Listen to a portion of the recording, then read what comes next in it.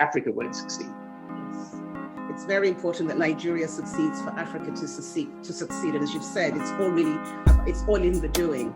But I have 3 questions that's going to talk about bridging the divide.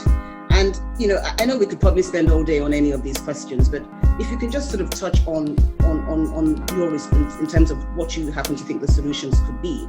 Now, what are your suggestions on how we can move from a third world nation to a developed country, looking for prescriptions for economic growth, our workforce, migration issues, healthcare, education, and wealth disparity? Now, as I said, I know that we could probably spend all day just talking about this and more, but if you could just give us a few tips and some guidelines on how we can move from being a third world nation in sort of looking at those areas that I mentioned, economic growth, workforce migration issues, healthcare, education, and wealth disparity. Yeah, well, I think, without just going back over the 3 points I made, I think if you pick out some of those elements, look, you've got to have the infrastructure that the country needs. So you've got to have a proper power generation sector. You've got to be able to, have the means of bringing goods in and out of your country successfully. So you've got to have that connectivity, and you've got to have it to the outside world, and you've got to have it inside the country as well. I mean, all of that is very obvious. I think the rule of law, it's one of the reasons why, organizations like the Nigerian Bar Association are so important. I mean, the rule of law is absolutely vital. If you look at countries around the world, you will find many examples of countries that go from being third world to second world. You will find very few examples of countries in the last half century that have gone from third world to first world. But any of them who have gone on that journey have got the rule of law.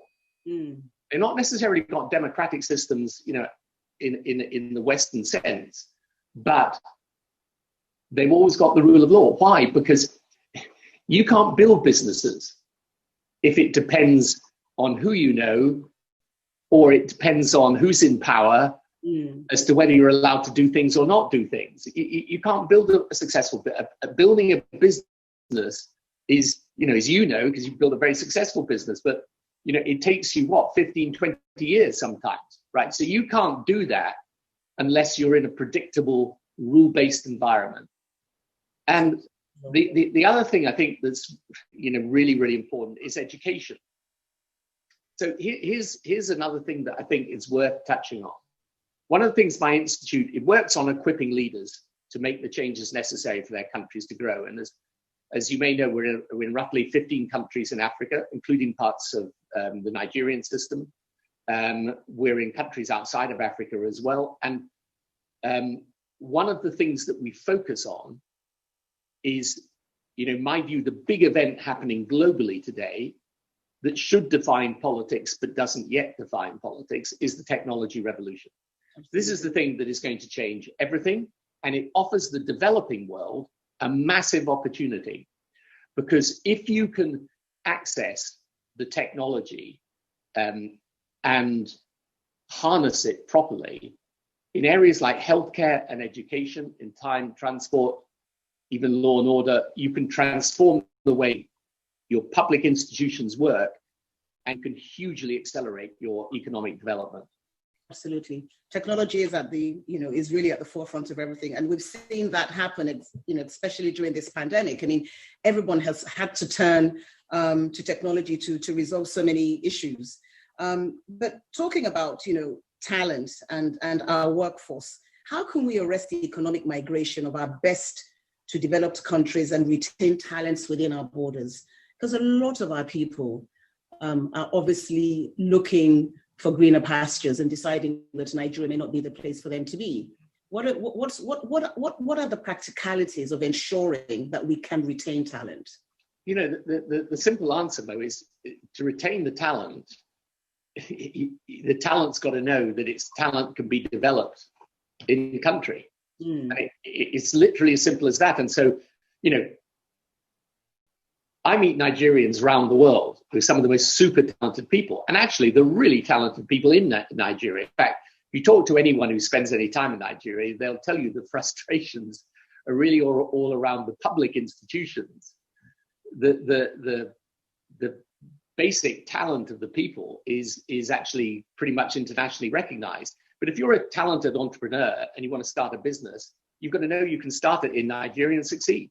So, I think, look, Nigeria's, despite everything, by the way, I'm optimistic about its future.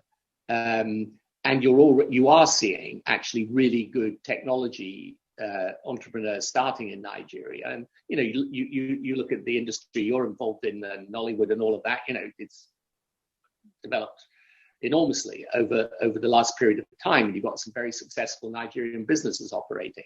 But in the end, the best way to attract the talent and keep it in country is for the talent to know that it feels safe and secure in country, and that it can grow. Yeah. It's the only way. It's the only way. Now, improving the standard of governance and the basic tenets of sustainable leadership, what specific steps and changes must be made in developing countries? So I think we often focus at the center of government. And what I always say to the leaders that I interact with is that, everything I do in my institute is based on my own experience. And that's in a developed country. But believe me, the challenges of government are not really different, whatever government you're in whatever country. And here's what I learned. When I first came into Downing Street and we had a big majority in 1997, I always had a large majority in Parliament. So it wasn't that I was having to sort of patch together coalitions and, do deals all over the place politically. We had a big mandate and we had a thumping great majority. But what I learned was that the assumption that I made when I came into government, which is that because I was a powerful prime minister with a powerful government, if I instructed something to happen, it would happen. I came to realize that assumption was wrong. I thought, look, if I'm sitting around Downing Street, I'm in the big chair, I've got the cabinet around the table, I say, okay, we're going to do X. Naively, I thought that meant X happened. Yeah. No, what you learn is X disappears into a great blancmange of the system. And a year later, you say, well, whatever happened to that X? Yeah. Right. So I then changed the structures of government, and I changed them around 4 basic principles, which is what I call the 4 Ps, which are, number 1, prioritize. Right? All governments come into power with these big visions, and the World Bank at a drop of a hat will write you a vision 2030 or a vision 2050. And it will tell you in a perfect world all the things you should do, and it will be absolutely right, by the way. You should do all of those things. But here's the thing, you're never going to get them all done. Yeah. So what are the priorities? So first thing is really decide, you're not going to do 25 things. Your government can work on all of these things, but what are the 3, 4, 5 priorities that will define you as a leader? Number 1. Number 2, get the policy right. People always think about politics that it's a sort of retail business where you've got to have the right messages, shake the right hands, put together the right groups of people. And politics does involve all of that. But politics isn't governing. And the skill set that takes you into power is very often not much use when you're in power. Governing means intellectual hard work around policy. Because whatever your priorities are, if your policies aren't right, you're not going to deliver them. So get the policy right and have policy expertise that's not drawn from the bureaucracy. You won't find the best ideas in any civil service. You'll find a mechanism that can deliver things if you harness it right, but you're not going to find great ideas. The second thing, policy. Third, personnel. You will know in your business mode and in all the things you do, put the wrong people in the right place and nothing will ever happen. You know that? Yep, absolutely.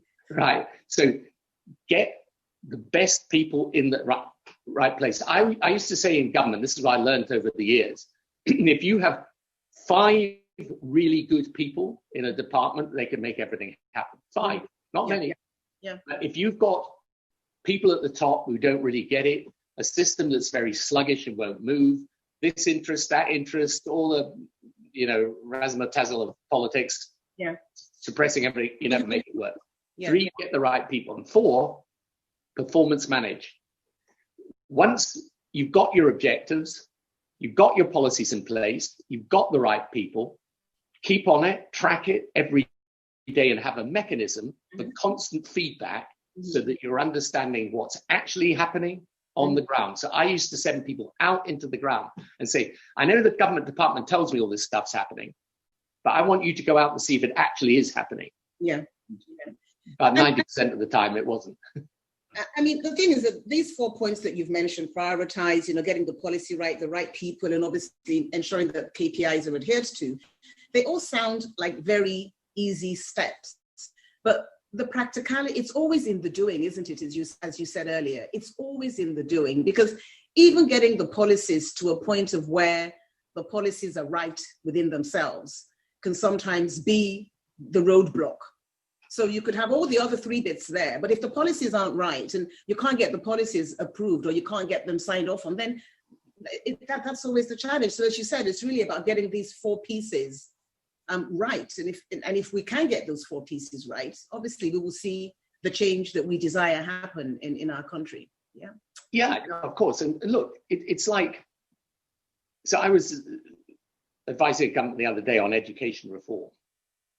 And they had some, outside consultancy that had given them actually an excellent report. But when I looked at the practical world in which the education minister would be operating, I realized that it didn't tell them how to go about it and where to start. Absolutely. So these things are also, so what you need obviously is political strategy to go with it. And of course, you will find everyone, when you're in government, people will give you 1,000 reasons why you shouldn't do something. I always say to people, these civil servants and bureaucrats, it's not that they're not good people, by the way. You've got a lot of very good people in them, but they have a genius for inertia. Right.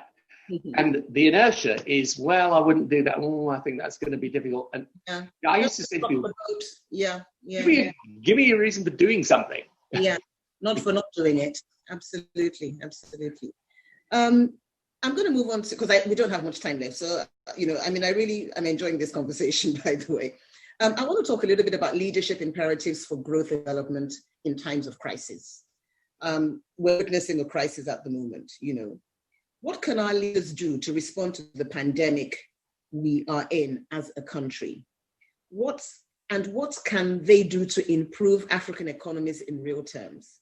In view of the COVID-19 pandemic, what are the key economic and social imperatives for African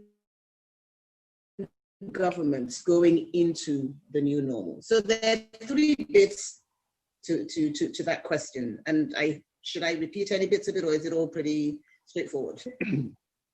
Look, this is a massive challenge. I mean, I've never come across anything so difficult for governments to deal with. And for developing countries, it's particularly difficult because you can't really lock down.